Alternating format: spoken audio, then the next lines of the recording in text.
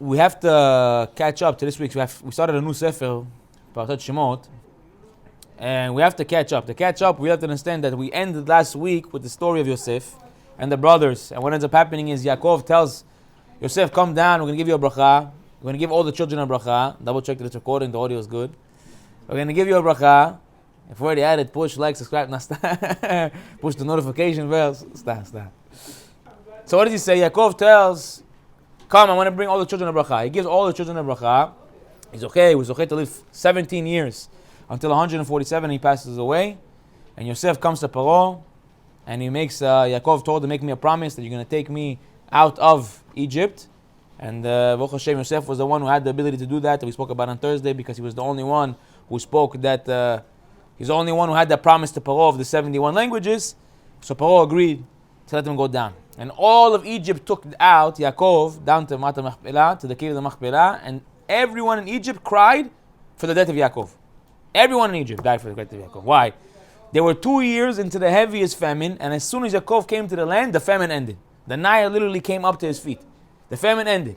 And now, when he passed away, what ended up happening? The famine came back to the land.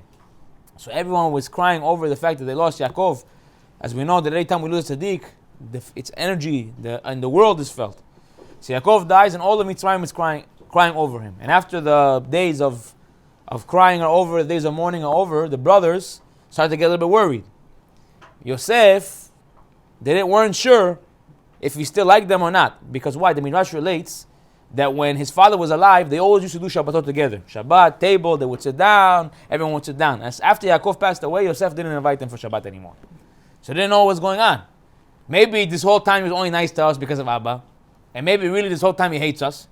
And he wants to really do something against us. So they come and they devise a whole plan, how they're going to come to Yosef and they're going to tell him something they've met. We didn't see Yaakov say this, but they said he said it. They come to to Yosef, and they say, Abba said before he passed away that you cannot treat us improperly. You have to take us and treat us good and take care of us. Now, we never saw Yaakov said this. So why were they saying it? Because they were afraid that if they're not going to say such a thing, the hatred is going to re-arouse in his heart, and he's not going to want to do good to them. He's not going to continue taking care of them. So what did Yosef say to them? He started crying. He started crying, and when he heard the words of his brothers, I think it's Pshat in the Torah, and he started crying when he heard his brothers saying these words. It hurt him. How can my brothers think so far? And what does he say? Am I in the place of God? Am I in the place of God? What does that mean to say? Then Farshim explained. He says, if I'm God, then I can be gozer alecha tov v'ra. If I'm God, I can tell you what's going to be good and what's going to be bad on you. But I'm not God. I don't have the will. Even if I willed bad on you, even if I wanted to do bad on you, I couldn't do it. How do I know? Want to see proof? You all conspired to do bad against me. And Hashem's will was different than yours. You, when you sent me down to Mitzrayim, your plan was to kill me, to get rid of me. And Hashem's plan was to make me a viceroy in Egypt, to make me one of the greatest people in Egypt, so that way I can save all of you. So even if you want to do bad to me, you can't do bad to me. Even if you want to do bad to me, you can't do bad to me. We see a similar concept in this week's Parashat. We see when the Moshe Rabbeinu, we're going to talk about it a little bit more in depth. Moshe Rabbeinu goes out, the Tan v'Aviram, Lama taket re'echa, why are you coming to hit your fellow Jew? The Chachamim explained that he actually didn't hit him. He actually just raised his hand on him. And the Kli Yakar, I believe, says that a person who raises his hand on another Jew, Al Pi Gemara, he says he's a Rasha. Why? Because the way of the righteous person is to be mochel. What do you mean mochel? That he lets go when other people come up against him. He's not coming. What does it mean when a person picks up his hand against another person? He's saying, what are you coming to do to me? It's about me in a way. When you pick up your hand on another person, there's a little bit of me in that. And also there's a blame on the other person. You're saying, what you're trying to do to me. Right? What we don't see is what happened with David HaMelech when the man came and he cursed him. He said, Hashem told him to curse. The words that are coming out of his mouth, he's choosing to say them. But I'm not getting angry with him. And that's why he was zocheh, by the way. When he did that, he was zocheh to be the fourth regel. The fourth chair of the Kisei HaKavod HaKadosh Baruch Hu. Avraham, Yitzhak, Yaakov, and David HaMelech is the fourth leg. Why? Because of that moment. When someone was in front of his face and he was cursing him and he was attacking him, and instead of seeing this person right now and getting angry at him, he said, HaKadosh Baruch Hu is the one who sent him. HaKadosh Baruch Hu. Yosef is telling his brother the same concept. He's saying, even if I wanted to do something bad to you, I couldn't. Because the only person who does something bad to a person, quote unquote bad, who can do bad to you is Hashem. If Hashem didn't decree in Shamayim that something, God forbid, is going to happen to you, then it's not going to happen to you. No matter how hard someone tries to get it to you and go against you, if Hashem didn't decree, it's not going to happen to you. So he says, what do you want from me? You want me to will get against you? If Hashem doesn't want it to be, it won't be. And don't worry, I'll continue to take care of you guys. I'll continue to take care of you and your families in Goshen. And exactly what he said is exactly what it was. He continued to take care of them. And Yosef, at 110 years old, he passes away. He lost a few years of his life every time that they called him, your father, our servant, your father, our servant. Every time they said our servant, he lost years from his life. Because how many times did they say our servant? When the brother said, us, your older brothers, we are your servants, he didn't have to be mocheh b'yadam. He didn't have to tell them, hey, because he had to portray the picture, the image of a melech, of a king, of a viceroy. So he didn't have to hold them off. But when they said, avdecha avi, when it says, our father, your servant, he should have said, I don't know, this guy's not my servant. I don't know, he's nothing to do with the Egyptian kingdom. He's over there in Canaan, in Eretz Israel. What's it to do over here? You don't have to call him my servant. Just call him your father.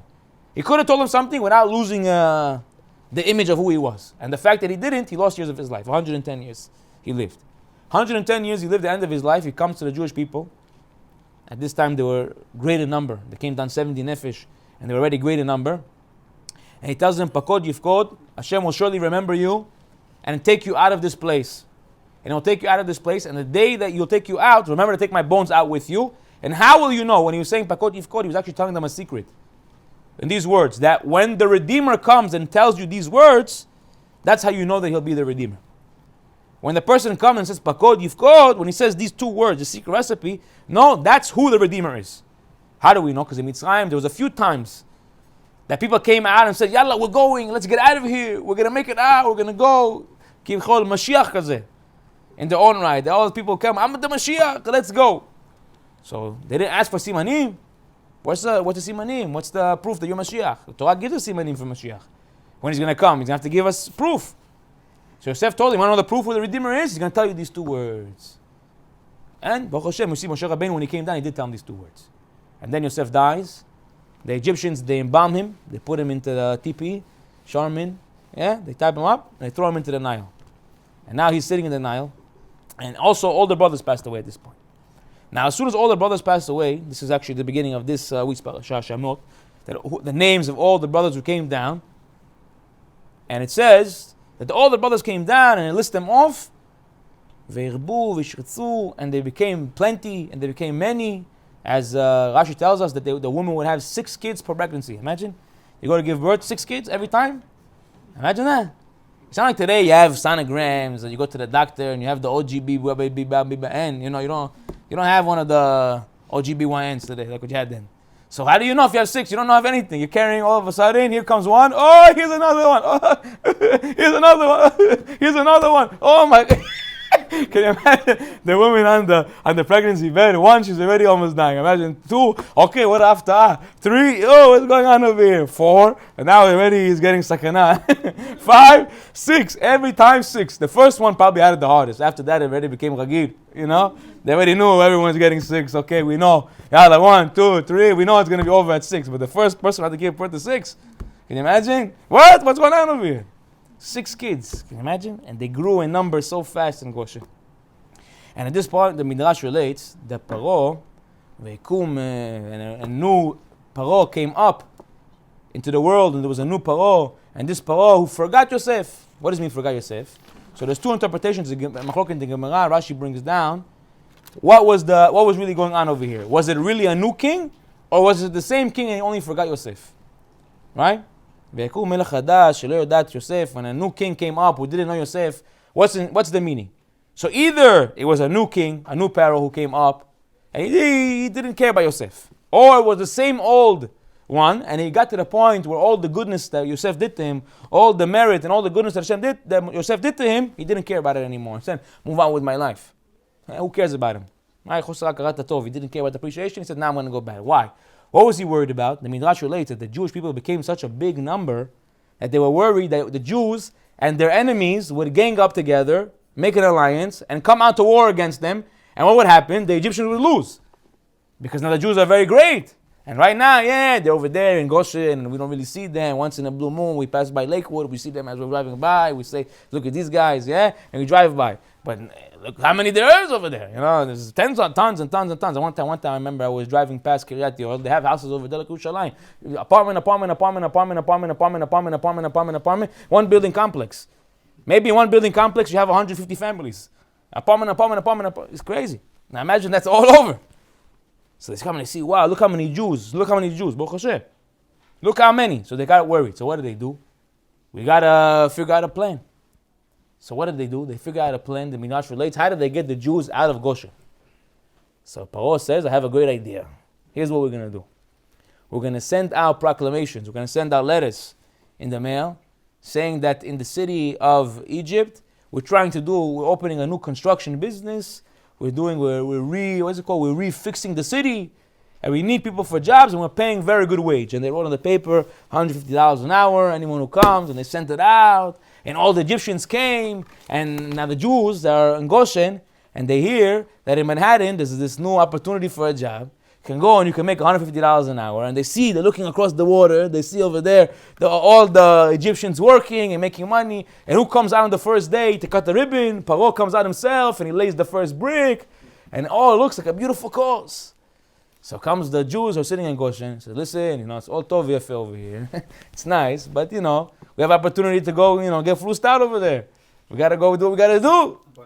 It's parnasah, right? Lo min hashamayim, min hagarba'im. Huh? So they said, what are we going to do? We're going to go down.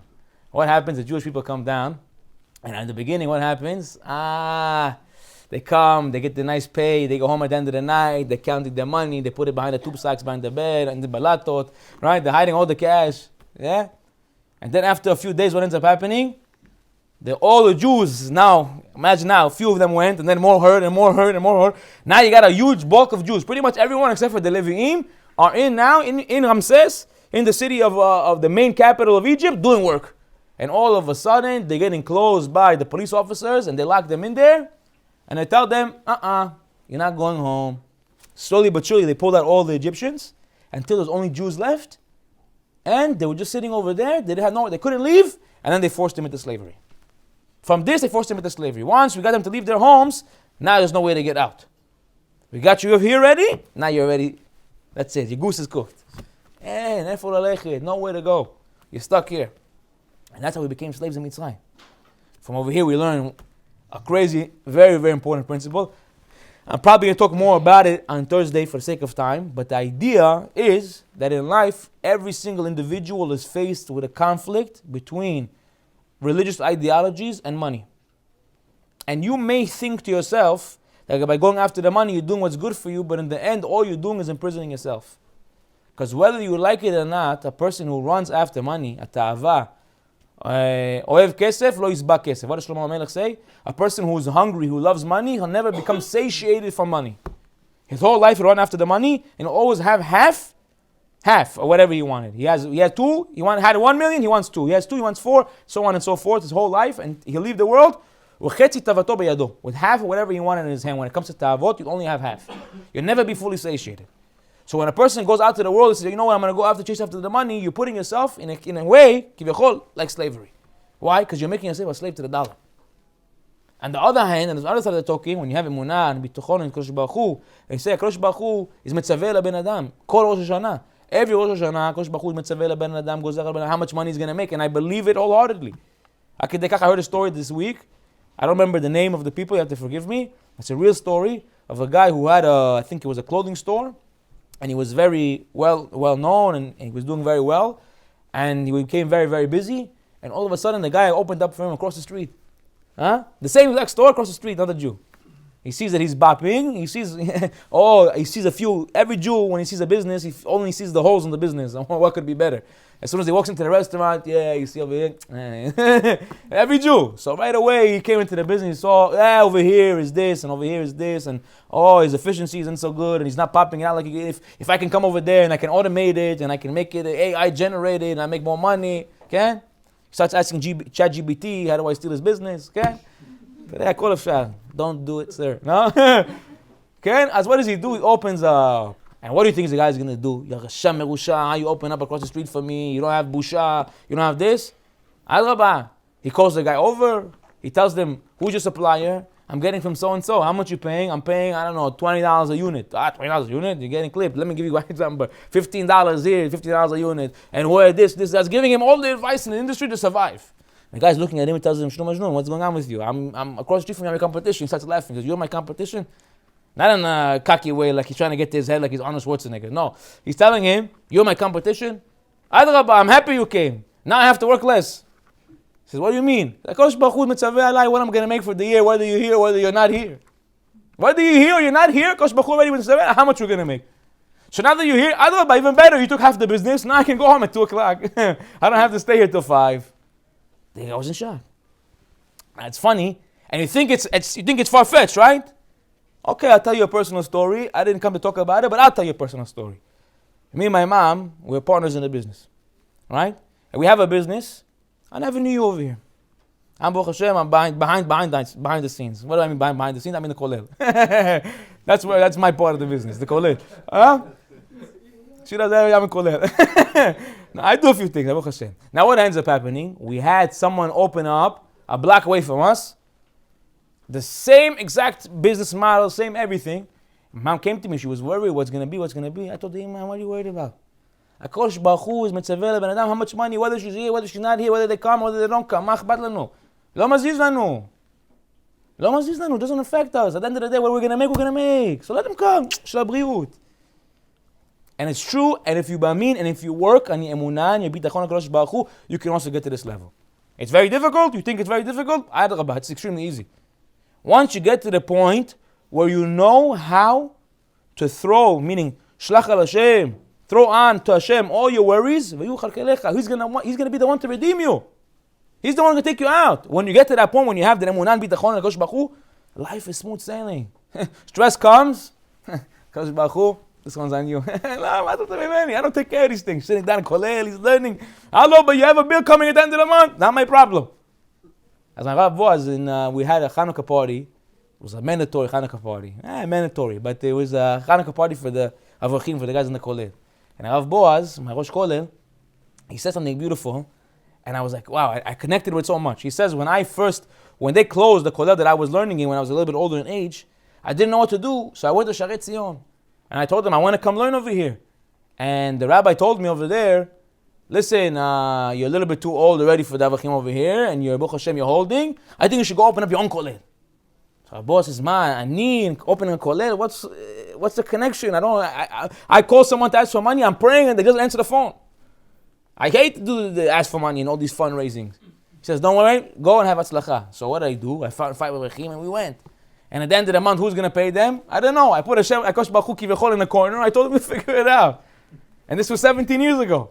And now, Baruch Hashem, he has a kollel booming. We have like 30, 40 avachim and growing. Baruch Hashem, and keep on growing. But this idea, it's the most liberating thing in the whole entire world. Because in life, I always to give this example. I don't think I ever gave it over here. But I'll give it over here. Right? Religion, in essence, most people look at religion as something that's very limiting. Right? Oh, it's limiting. Oh, it's very limiting. Shabbat limiting. Right? Pesach, for example. I spoke about this on Pesach. It's called the holiday of freedom. Right? Pesach is a holiday of freedom. Nachon? There's the freedom, there's not lying. 2 weeks, a month before Pesach, the house is al galgalim. You're sleeping on the streets, in the car. God forbid you walk into the house with a crumb. As soon as you walk in, your wife is scrubbing the bottom of your shoes. She's on top of the cabinets. It's crazy what they do over there. 15 garbage bags in one day, take out. You have books going into the garbage. Ma kesha chametz. You have shoes going into the garbage. What's it to do chametz? You have clothing? No. The woman uses the opportunity to clean the whole house. What do they do? Shifshuv shel haim. Yeah? They clean the house like crazy. Yeah? And then you come to Pesach, all the halachot, shmura, you have to drink 3.3 ounces, you have to lean, you have to this. All the halachot pertaining to Pesach, you're sitting over there, this is freedom. After the matzot, freedom, this is freedom, I have to eat this matzah. I have to drink, and they don't tell you drink grape juice. They tell you drink wine. What wine you should drink? Dry, red, non-mevushal wine, and you got to drink it in one shot. 1 year, I think I did all 4 kosot. Dry red wine. By the 4th course, I was very gargalim already. I don't drink, so for me, 4 kosot like that, I was out. So I switched. I translated. Next year I did half grape juice, half one answer. I got grape juice, no muvashal, and I got this no muvashal. I sound like Ashkenazi. No muvashal, no muvashal. Yeah. I mixed them together. I said, yeah, I go chetzi this year. And you think about it. It's the holiday of freedom, and at the end of the day, it's the most limiting holiday of all the holidays. Comes Chanukah, light some candles. Chazak v'aruch, eat a srug vanya if you want. Wow. Comes Purim, says get dressed up, go to a party, go to drink, go to this. Okay, you have to hear Megillah, it's a little bit hard, 30 minutes. Okay, you're going to live. Kol tov. Comes Sukkot, okay, you have to build a hut. But other than that, okay, you have to sleep in the nighttime. So it's not so bad. Over here, it's a little bit more difficult. But the holiday of freedom, Pesach, and what's free about it? So what's the chidush? That freedom doesn't mean that you're free to do whatever you want. Real freedom is something a little bit different. And this is the example I'll give, and from here you understand. Two dogs meet up in a dog park. Yeah? Two dogs, they meet up in a dog park. One dog is looking at the other dog. He goes to him, he sees him pampered with the collar all fluffed up. This dog is coming from the zoo, from the wilderness. He's freelancer from the streets, eats from the dumpsters. Comes to him and tells him, he starts laughing at him. Says, look at you, you chihuahua. He goes to him, me? Look at me? He says, yeah, look at you, domesticated. You're sitting over there in that house. You think you're free? You sucker. I'm the one who's really living the life. I'm out here in the streets. I'm hustling. I'm living free. The dog starts looking at him, and his friends hang up, and they all start dying of laughter. You're free. If that's free, we don't want it. Think about it for a second. This one who's domesticated, he lives in a house. His owner has to wake up 4 o'clock in the morning to walk him. Yeah? Who's the real owner here? Who's the pet? The owner's the pet. They take him for pampering, spa days. They take him to the salon, gets his nails done. They brush his teeth, 5 steak meals a day. He gets belly rubs when he get home. Why would we get belly rubs when we get home? When I get home, I get a stira lapanim. I come home, my wife's like, okay, you finally at home, in 2 kids. Whoa, where's the belly rub? Where's the food? I'm like, huh? Where's the Gucci slide? No, for me, no Gucci slides. You know? But I'm saying, at the end of the day, we see these dogs. But man, I seen a dog one time wearing a $1,000 sweater. Promise you. So what is this? So I seen a dog one time wearing a $1,000 sweater. I'm up to the man. No, this is like my baby. This is my son. It's his son. It's not lying. This son is not lying. And the dog gets treated so beautifully. And then you have the dog in the streets. He's trying to figure out where his next meal is going to come from. He's chewing on bones, trying to get off the tiny bit of meat. And he has the illusion of freedom. But who's really free? The domesticated dog. He's in the house. Yeah, but he's really free. This is religion. When you're outside of religion, you have to live life, go figure it out on your own. You're in the dumpster trying to figure it out. You're in the streets trying to figure I'm free. And your whole life, you're living this illusion of freedom. And really, you're the least free out of everybody in the whole entire world. And you look into the houses and you laugh at the people who are sitting in the house. Look at these Jews. Gosh, Bachus is coming to the house. Come get the belly rubs. Come get the steak. Come get the $1,000 sweater. Come. Who's more free, the domesticated dog or the dog in the woods? But that domesticated dog is more free. But he's more limited. You can't go out whenever he wants. This is real freedom. Real freedom doesn't mean I get to go out and do whatever I want. This is the illusion of freedom. Because the reality is that's not freedom. Look at the world, right? Look at the people who have the most freedom, quote unquote. The people who have the fame, the money, the success. What happens to them? They have all the freedom in the world to go and indulge whenever they want. Depression, drugs, suicide. Why? Why? Because they don't have any enjoyment anymore for anything in the world. Nothing in the world does it for them anymore. Because you eat everything in abundance. Everything you have in abundance, nimas. You can eat your favorite food for how long? For a week, 2 weeks, until you can't even eat it anymore. Can't even see chicken anymore. You can't see it. I'm telling you the truth. Right? Steak, whatever it is, you eat every single day. You can't anymore. After a week and a half, there's over to I'm going to become a pescatarian. I'm only going to eat fish from now on. And then you're going to move back to vegan. And then you're going to go from there, you're going to go back to meat. Because that also becomes tiring. Right? Today they have all these fancy ways to make everything interesting, so you don't get bored. At the end of the day, eating the same ingredients. No, but it's cut this way, and it's this way, and the rice is a different color. It's chicken and broccoli. No, but you don't see the broccoli. This is broccolinis. That one is broccoli. This one's broccolinis. Broccolinis. What's a broccolini? Go to the restaurant, broccolini. Also, they give you a long piece of broccoli. What's a broccolini? It's a scam. Trying to show me more money. What is this? Right? So everything has to be interesting. And then all of a sudden you eat everything and you overindulge and all of a sudden it becomes life's nimas. You get hated. And then what? Next thing, and next thing, and next thing, and next thing, and next thing. And then until nothing gives you happiness because you overindulge in the whole entire world and you're sitting over there and you're the least free person in the world and you have everything in the world that everybody thinks they want. And you're, this guy, that's who I want to be. And he's the most free and Kiviyachol, he's the one who's suffering. Because a person who really enjoys something is a person who says, oh yeah, I limit myself. What is, I limit myself? That sounds like it's limiting. Oh, how do you enjoy? Oh, I love to eat steak, but I limit myself to once a week. So for the rest of your life, you love to eat steak. I love to eat steak. I eat every single day. Okay, come talk to me in a week. Right? So a person who limits himself is a person who has a real enjoyment of life. So the Torah says, you want to know what freedom is? Freedom is limitations. That's what freedom is. Come into the house. Kodesh Baruch Hu says, come be the domesticated dog. Kol tov. Kol tov, come be in the house. You want to be out there with them? Go be out there with them. But you come in here, it's pampering. So when you boteach b'Hashem, when you have real emunah and bidachon HaKadosh Baruch Hu, real faith, everything that comes your way, you're not doing. You're not even worried. You throw on Hashem. You know what it's like to live a life where all the stresses are worried. Other people are losing their hair and they're going crazy over it. They got to go to Turkey, $50,000. No, how much is it? $20,000. It's a little bit less in Turkey, right? $10,000 in Turkey. They get the hair redone from the. Huh? I'm not Benyamin, Baruch Hashem. I'm Yemenite. You don't see this hair? I go into the water and my hair comes out dry. I promise you. I go into the water, hair comes out dry. I go like this. You see droplets of water in my hair. I can clean the whole house with this thing. Just turn me upside down and that's it. It'll come out dry and clean. I want to tell you sometimes, the next time you go to haircut, give me a bowl of this. I want to clean the dishes. I have a hard stain I can't get out. But man, it works. Well look, at the end of the day, save yourself the trip. You don't got to spend the 5,000-10,000, yeah? Or 30,000 over here, right? At the end of the day, you don't get the stress, you don't get the worries. Why? Because at the end of the day, you know, who am I trusting in? Kosh Baruch Hu. You're going to take care of it. We tell Kosh Baruch Hu, Potech et yadecha, u'mazbiah kol chai ratzon. One thing we tell Kosh Baruch Hu, u'mavil kol chai ratzon. He gives the food to every living thing. He opens his hand and he's the one who satiates. He's the one. When? Beito. In the right time. What's in the right time? When it's needed. What's the problem? Most people don't have the ability to understand the concept of what it is when it's needed.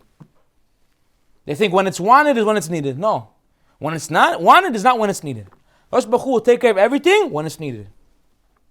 If you have emunah and bidachon, even if it's up to the katzef, if it's up to the last minute, doesn't make a difference. You're not worried. It's coming.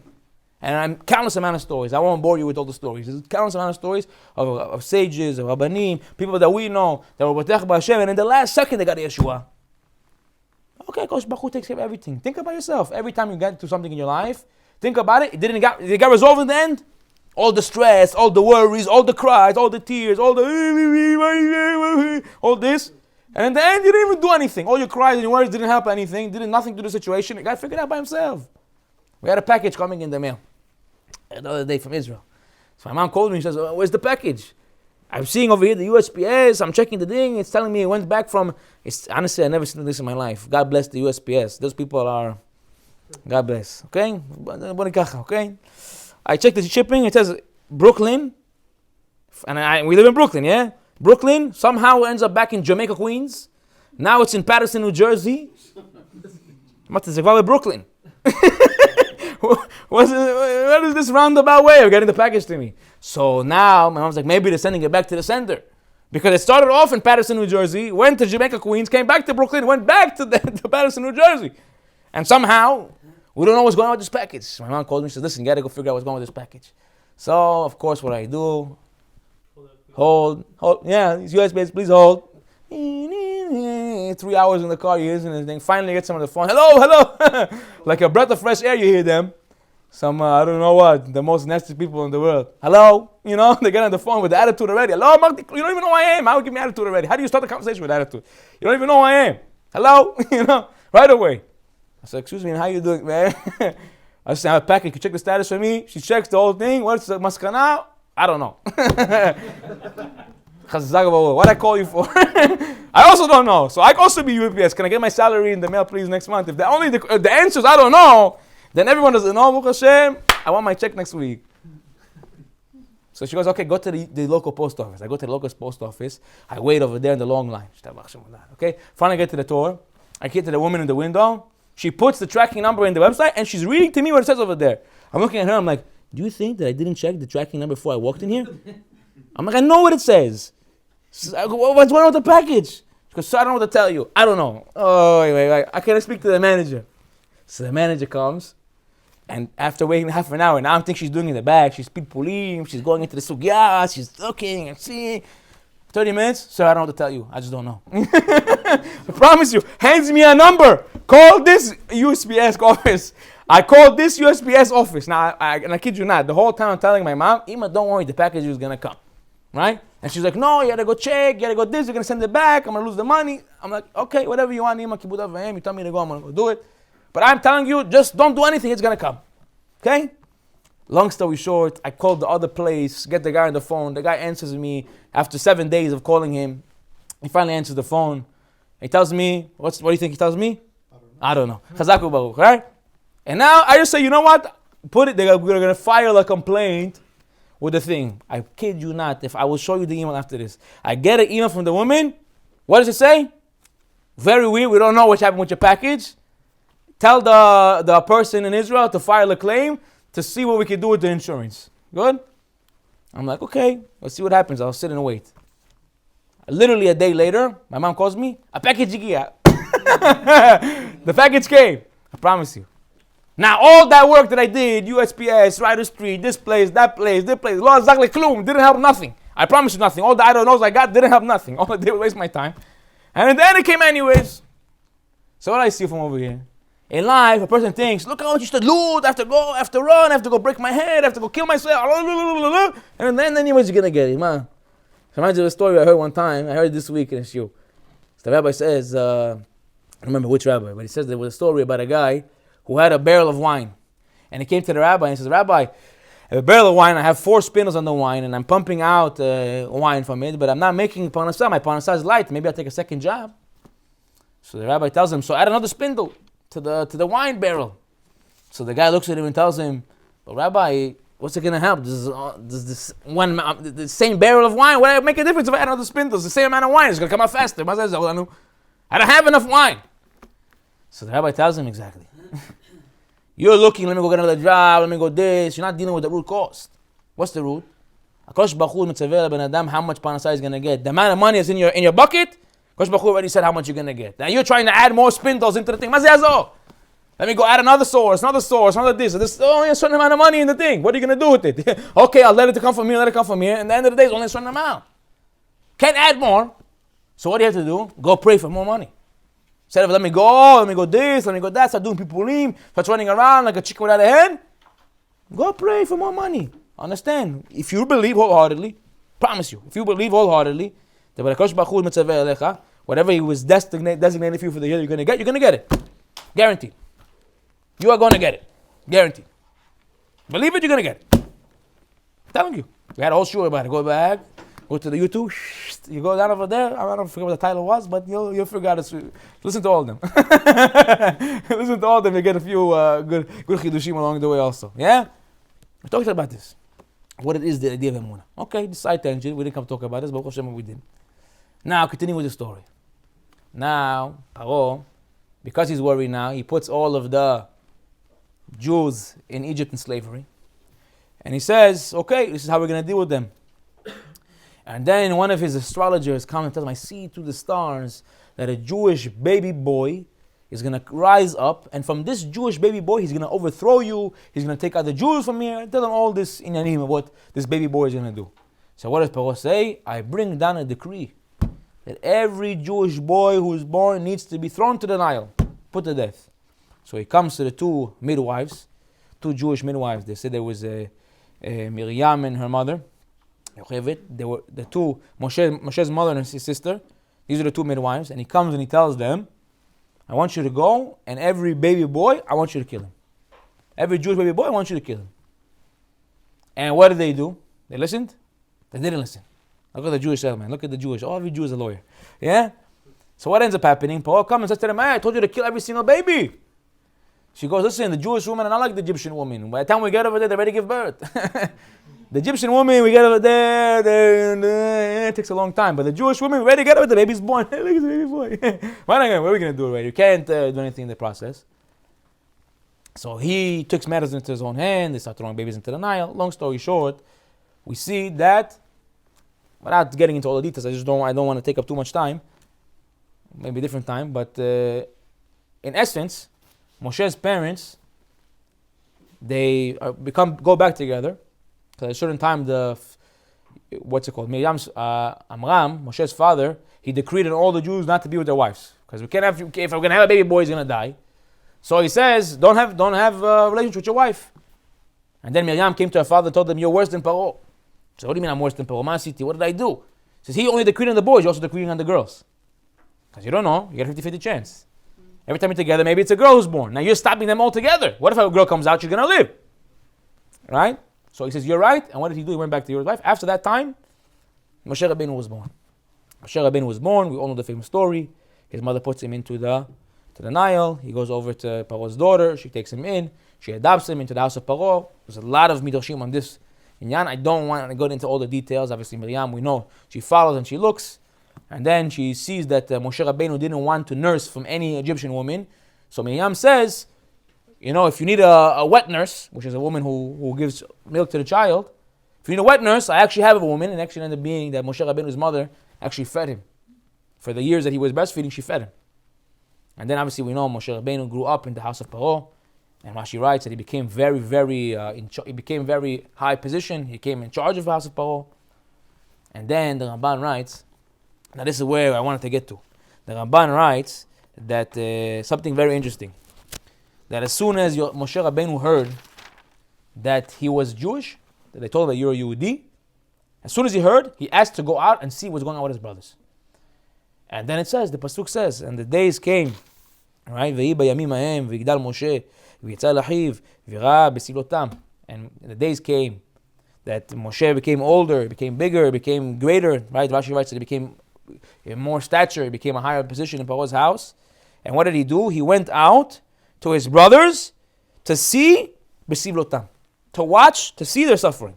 So Rashi writes, what is this to see Besivlotam? So he writes, Latanena velibo. He gave his eyes and his heart. He gave his eyes and his heart to his brothers. What does it mean to say? He went out to go and see the suffering of his brothers. What does that mean to tell us? Not that he went to go see what they were doing, that he literally went to go and suffer with them. They were suffering, and he knew they were suffering. He said, I can no longer sit in this palace, living in a lavish lifestyle. My brothers are out there and they're suffering. As the Midrash Lekach Tov says, that Moshe Rabbeinu literally went out of his house, out of the palace, out of the comfort of everything he had. Imagine now, you're living in the king's house, and your brother's out there slaves, and you went out to go to be Noseh Be'ol, to go and be with them in the suffering, to go through the suffering with them, to feel the suffering with them. And actually, you should know, the Arizal, the Malchut brings down Al Pi Arizal, he writes that because of this, because Moshe went out to be Noseh Ol Bechaverav, like the Mishnah Pirkei Avot says, that a person who wants to be Zocheh, to have Torah, one of the things the attributes he needs to have is Noseh Ol Im Chaverav, which he needs to go through the suffering and feel like he's suffering with his brother. With his friend, with his brother, he needs to feel like he's suffering with them. So because Moshe Rabbeinu went out to feel the suffering of the Jewish nation, says the Arizal, because of that he was Zocheh to be the Redeemer. Because there's a secret, that within this idea of Noseh Be'ol, that a person goes out to take on the suffering with his brother, is the secret to redemption. A person wants to get out of the exile, a person wants to get to the point where he can be Yotzeh, he can come out of Mitzrayim, out of the suffering. The way you do it, the secret to do it, is Noseh Be'ol. How do we know that? To go to suffering with your brother. The Arizal writes that the whole reason why the brothers went down to Mitzrayim, if you look in the beginning, it says over there something very interesting. It lists all the brothers, and it says, and Yosef was in Egypt. So everyone understands, why didn't it tell us Yosef was in Egypt? And these are the names of all the brothers who came down, and Yosef was in Egypt. We knew Yosef was in Egypt. Up until now, you didn't tell us where he was. You didn't tell us what is this chidush and Yosef was in Egypt? Says the Arizal, because Yosef was in Egypt, because of the whole reason we went down to Egypt is because of Yosef. Why? Because when you look at the curse that Hashem gave Abraham Avinu, he said, I'm going to take your children to be in alienation in an alien place. He didn't tell them where. So how come we had to go down to Mitzrayim? Why do we have to go down to Mitzrayim? Because Mitzrayim is the place that Yosef was.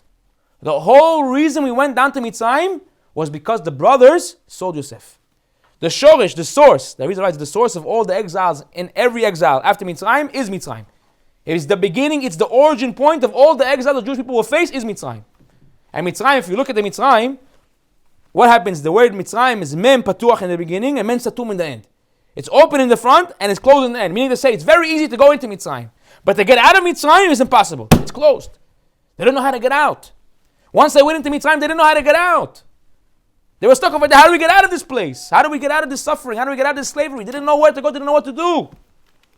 And they got stuck over there. And why did they have to go down? Why did they do that to go down? Because they sold their brother.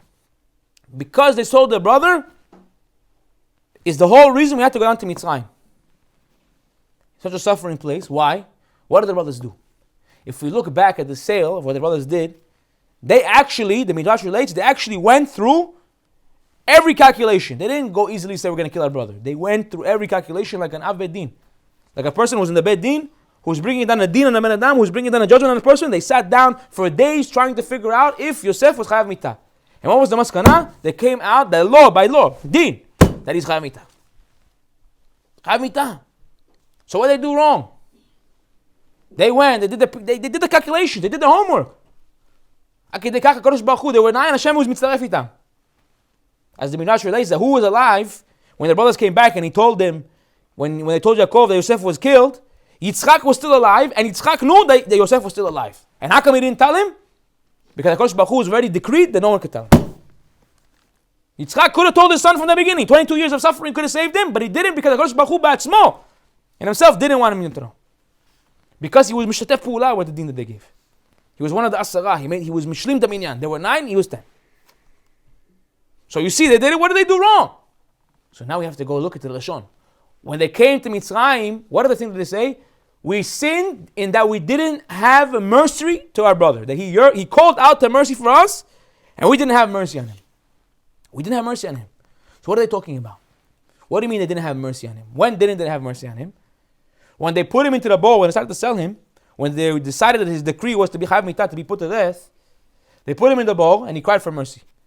Now, halakha, Av Bet Din, the decrees that a person is a Rasha and he's Chayav Mitah, they cannot have mercy on him. So what sin that they did? That they sat down and they ate after. After the decree that the brothers Chayav Mitah, they sat down and said, now let's sit down for Suda. Let's sit down and open up a table. Let's go and have some brisket, some ribs, some steaks, cooking up over their food. So this was a lack of mercy, as the Rambam writes. Any Av Bet Din, any din, judgment that comes down on a person that Chayav Mitah and Ben Adam, the Rambam says they cannot eat food the rest of the day. How heavy it is to bring down such a decree on a person, and the brother sitting there and eating. This was the lack of mercy. And because of this lack of mercy, because of this lack of empathy that they had for their brother, all the suffering of the Jewish nation comes out. I'll tell you something even bigger. And from here we're learning a sort of the shorish, the source of all the suffering of the Jewish nation is when we are divided, when we have hatred against each other, when we don't have empathy for one another, we don't feel for one another, we don't have mercy with one another. The highest level that a person can have in the Geulah, so in the redemption, is to be noseh be'or, to be tzaref in the suffering of his fellow brother. It's the highest thing you could ever do, because that is the tikkun. That is the way to get out of the exile, to go and be mishtef pu'ula in the suffering of another person. Now what does that mean? There's 2 types of understanding when it comes to another person's suffering. There's sympathy and there's empathy. What's the difference between sympathy and empathy? Why the 2 words? It's one or the other, Habibi. Huh? And it's hard, not think about it for a second. Sometimes it's interchangeable, you think, right? Sympathy means I sympathize with you, which basically means I can understand, I feel for you. What does it mean I feel for you? I understand you're going through a hard time. I feel bad you're going through a hard time, and that's about it. Empathy means I feel what you're feeling. I'm stepping into your shoes and I'm feeling what you're feeling. I'm feeling the pain that you're feeling. The Torah, something so beautiful about the Torah. In English, you have 1-letter words, right? I am, right? So on and so forth. A, for example, a apple, a phone, a coffee, a cup, a. In Hebrew, there's not one word in all the Torah that's 1 letter. Why is that? Because Torah has been saying that in life, you're never alone. For 2 reasons. 1, that HaKadosh Baruch Hu is always with you, so you're never standing alone. And 2, because as a Jew, you have a chiyuv to be mitzaref, to conjoin and go through the suffering with every other single Jew. Because no Jew is alone. Noseh be'ol, a person who goes and he goes out of his way to suffer with his fellow brother, to empathize to what he's going through. Moshe, he could have sat in the palace and said, I'll stay here forever. I'm not going anywhere. But he couldn't suffer this idea, stay with the idea that my brothers are suffering and I'm not going through it with them. So he wanted to go out and suffer with them. He wanted to go out and be there with them. He wanted to go and be mishef pa'ula, to conjoin, to add in to the suffering that they went through.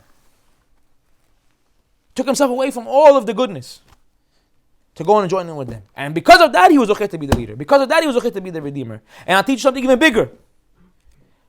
Moshe Rabbeinu, he went out to Cush. After he left Mitzrayim, after he killed the Egyptian guy, he went out to Cush. He was a king in Cush for 40 years. I'm going to do this a little bit fast because I want to get to the point. He was in Cush for 40 years. After that, he went down to Midian. In Midian, Yitro, his father-in-law, soon to be, was actually a high priest. He denounced the religion of Midian. And because of that, everyone in Midian hated Yitro.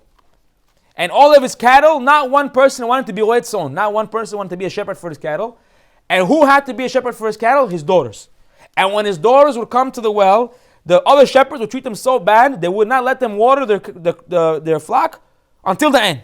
And one time it got so bad that they got violent with his daughters and they actually threw them into the well. And who ends up coming? The Midrash relates, who ends up coming in that moment? Shemot Rabbah. Who ends up coming? Moshe Rabbeinu. And he ends up saving them, fighting off these other shepherds and giving them water to their flock. And they go back to their father and they say, what happened? You guys came back so early today. Usually at the end of the day. So an Egyptian man came, he saved us, and he watered our flock. Says the Midrash that he knew from the story that he was a descendant of Yaakov Avinu. Why? Because Yaakov did the same thing when? To Rachel. He also watered the flock. So he says, go and bring this man to our house, let him sit down and eat with us, and let him marry one of you. He wanted him to marry. That's why, by the way, where the Isur of Bishul Akum comes from. You want to know why you can't eat food that's cooked by a non-Jew? Because of this. Because we learn from Moshe Rabbeinu, you go and eat by his house, and what ended up happening? He ended up marrying his daughter. That's the Chashash. Masechet Avodah Zarah talks about it. Right? The Chashash is that you're going to go and you're going to eat and you end up marrying his daughter. And you learn that it happens from Moshe Rabbeinu. So they go out, Tzipora goes out, she gets Moshe Rabbeinu, she brings him back to their house and he sits down and he eats. And Yitro starts talking to him, he says to him, who are you, where are you from, what are you about? And he tells him his story, he figures out that he's Moshe, the person that in Egypt the Paro is looking after. He puts him in jail for 10 years. Forgets about him. Said it and forget it. He put him in jail and forgot about it. Yeah, like a slow cooker. He put him in jail and forgot about it. After 10 years, not one person wanted to marry Tzipora, the daughters of Yitro. Not one person wanted to marry her. So she goes to her father, Abba, what about the guy you threw in the dungeon 10 years ago? He goes, 10 years, no food, nothing. The guy's for sure dead, he's a corpse. I didn't want to kill him with my own hands. If I die, he's dead. She says, let's go check. They go to open, they see Moshe Rabbeinu, long beard. And he's sitting down and he's steiging. Learning, he's in there. At that moment, Yitro says, Kosh Bachu is with him. This man, and he will marry my daughter. And he ends up marrying Tzipora. He comes out of prison. Over there, he sees this sapphire rod that the Midrash relates was actually there from the beginning, that Hashem himself made this rod. And it was passed down from generation to generation. Yitro brought it there after Yosef passed away and put it over there. And the rod itself, let it be known that the only person who could pull it out from the ground is the person who will be the redeemer of the Jewish nation. And on it had a 10 makot. All the 10 plagues that came down in Egypt were on the rod.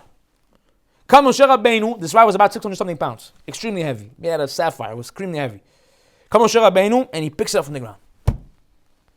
Now, Moshe Rabbeinu is married to Tzipora, and what is he doing? He's out, and he's tending to the flock of Yitro. And who shows himself at that place, which ends up being Har Sinai? HaKadosh Baruch Hu showed himself in a burning bush. Right? What kind of bush? A thorn bush. Chamim ask, Kosh Baruch Hu, you couldn't show yourself in an apple tree? You couldn't show yourself in an oak tree? You couldn't show yourself in, in a regular bush? What a thorny bush? You know what Hashem was telling Moshe? Moshe Rabbeinu, you know why I'm in this thorny bush? Because when my children are suffering, when they're sitting down over there anytime suffering, I'm suffering with them. When they're suffering, I'm here suffering with them. When they're suffering, I'm here suffering with them. Kosh Baruch Hu ba'atzmo is noseh be'ol. Kosh Baruch Hu by himself goes through the pain with you. Every single time you go through pain, Hashem is there with you, and He's going through it with you. He knows that eventually it's going to make you better. It's going to make you a better person. At the end of the day, sometimes in life we have to go through the heat to come out a better thing. But Kosh Baruch Hu says, even when I put you through that heat to make you a better person, just know that I'm there and I'm in there with you. I'm not leaving you to suffer on your own. I'm there and I'm going through the suffering with you. I feel the suffering with you. We say, I'm sitting over here in the thorns because my children are in the thorns. He goes through the suffering. How much more so that we have to do the same. We understand what the power of empathy is. You know what you could do just by empathizing with a person? Why do we say this? I saw shiur, a few bits of what I spoke about tonight was actually from the shiur. Rav Baruch Rosenblum. He gave a shiur Motzei Shabbat at the gravesite of the tzaddikim, with the families of the people who have their children in hostage and all the family members in captivity. And he says a few of the words that we saw about over here, but I'm saying being said by all. And he says to him, we're sitting over here, we have our home, we have our beds, we're sleeping, we're eating. And this mother and this father, they don't know where the son is. They don't know what it is for 3 months, what it is to sleep in a regular bed, to eat a regular meal, to have a moment of the day without stress, without worries, without concerns. And we all sympathize with that. And when I heard him say that, I said to myself, Maor, you need to empathize with that. You know what I did? I'm telling you, it's a little bit hard to take it, but I pictured to myself in my head, what would it be like, God forbid, if Chas v'Shalom, it was one of my kids. And you know what I did? I cried. You see the difference between sympathizing in something and empathizing in something? There's families right now in Israel who don't know what's going to be with their children. Don't know if they're coming home, their husbands, their fathers, they don't know. They're coming home. A baby. My wife told me the other day, he has his 1-year-old birthday coming up. He's over there with his terrorist. Today? Yeah. 1-year-old baby, just turned 1 year old. He can't even celebrate 1-year-old birthday with his parents. 1-year-old baby, and he can't. 1 year old. Can you imagine what's going on at the parents' house? What is that? No sleeping, there's no life. En chaim. From October 7th to today, 3 months, no sleep, no life. And parties, and chagigot, nothing. There's no life. There is no life. And we, October 7th, 2-3 weeks, we felt it, we went with it, we had it. And of course, as the water time got, the water got cooled down. We began to sympathize. And what happens over time, it becomes less and less and less and less. But when you empathize, you feel that pain with them. You feel what it is to be with that pain with them. It says, you want to bring the redemption? You want to bring the Geulah? You want to bring out these captives? You want to bring out these people? Be no sebel. Go through that pain with them. Let them know that I'm feeling that pain with you. Get up on yourself, like Rosh Baruch Hu Ba'atzmo, and go into the thorn bush. I don't have to be here. Moshe Rabbeinu said, I don't have to be over here suffering with you guys. I'm in the palace. But even so, I go out and I suffer with my Jewish nation. I go out and I suffer with my brother because I cannot watch my brother suffering and not be there with him. I'll finish with this story. It's a powerful story. 2 stories. Last week I touched on a little bit of this idea of feeling and being sensitive to things that other people are going on. And as I was talking about these things, I saw one person in the crowd was crying. And I was the only person who could see them. Yaakov is here, Naran is here, they probably didn't even realize. There was a person over there in the crowd who was crying. And as soon as Shiur was over, we prayed Avit. I got home at like 11 o'clock. Right away, first thing I did, I took up my phone, I called the person. As soon as I called the person, you know the response I got on the phone? Laughter. You know what they tell me? I knew you were going to call. And I said to myself, look at this. I didn't do anything but call them, and before I even called them, they're laughing on the phone. Why? Because all they needed was someone to say, hey, I'm here with you. I feel what you're going through, and talk to them. And I had a conversation with just that person, 1 minute. And it was like, don't worry, I'm fine, I'm back to myself, everything's good. You just go and sit down, and what was it? What did I do? I just called. But you have to have that sensitivity. You have to see a person and see that pain and see this is what this person is going through. You see what he's going through? And he's sitting there, and some people that see their friend down, what do? You're a loser, you're down, you're this, you're that. This is being empathetic. Get up, come on, be strong. I think they're helping the guy. Get up, be strong already. Yalla no, Tfada, get up. What are you doing? You're making it worse. Don't worry, actually, we all have down times. I know what it's like. I had it myself. I'm there with you. Whatever you need, I got your back. It's much more different than, bro, get up. The get up guys don't even come to the conversation. If you see a friend is suffering, don't even call him with this get up nonsense. You're not David Joggins, yeah? You don't need to motivate the guy. If he needs motivation, he can go and search up motivation videos, Mayom and Macha. So what does he need? He doesn't need no motivation. He needs someone to tell you, hey, by the way, buddy, I'm here with you. I'm suffering with you. I feel the pain. I feel what you're going through, and I want you to know that I'm here with you. I'm going through it with you. Just sit down next to them. As you're on the floor crying, just sit down next to them. Sit down next to them. It's the most powerful thing in the world. That's all you can do. You can't help them. You can't change the reality. You can't do anything. But what you can do, just tell them I'm here with you. And that'll be enough for them. I'll finish with this last story, promise. Last story. I heard the story today. It's a parable. It's cute, but I think it's an idea that brings down what it is to really understand the pain of another individual. There's a story of a little boy who went to a dog store, a pet store where they sell pets. And he was a little boy, and he was very excited. He wanted to get himself a little puppy. So he comes to the owner of the store. He tells him, how much are the puppies? He goes, this depends which one you get. You know, it's all different breeds, this, that. So he goes to him, listen, I have $2. For $2, would you let me go and play with the puppies? So the guy, the owner of the store, sees a little boy. Says to him, of course, forget the $2. Come, see the puppies. And as the boy comes in, all the puppies come in and jumping and they're playing with him. He sees in the back a puppy limping. All the way in the end, the last one to come out of the room, limping. So he asks the guy and he tells him, what's the story with this dog? Because he was born without a hip socket. So he can't walk. One of his legs can't walk properly. For the rest of his life will be limping. So the kid looks at him, says, I want this dog. So he goes to him, how much? He goes to him, well, normally for this type of dog, we charge $100. But, this one is, so don't worry, I lie, take it for free. The kid looks at him, he gets angry with him. Says, no, I asked you how much for the dog. God forbid, don't you ever say this dog is any less than every single one of them. $100, I'm going to pay you $100. Take my $2, and every month I'll send you $1 until the $100 is up. The guy tells him, listen, I insist. This dog, what is he going to do for you? You can't play with him. You can't take him. What's going to be with him? The guy looks at him and says, don't be so quick to underestimate what a person can do with a disability. And picks up his pants and shows him that he's missing a leg and he has one of those prosthetic legs.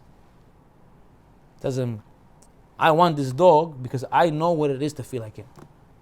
So I know what it is to raise him and to bring him up correctly. In life, we don't have to necessarily have the problem to feel what the other person is going through, but we have to try to understand what they're going through and see beyond.